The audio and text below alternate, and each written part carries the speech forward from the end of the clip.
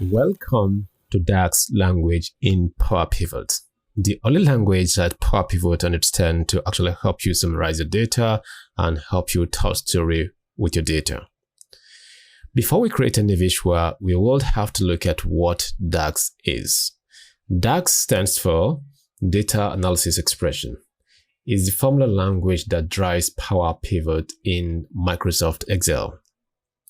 With DAX, you can add calculated columns and measures to your model. There are two types of DAX. Number one is calculated column, and the second one is measure. We are going to go through those two types of DAX in this particular section of the course.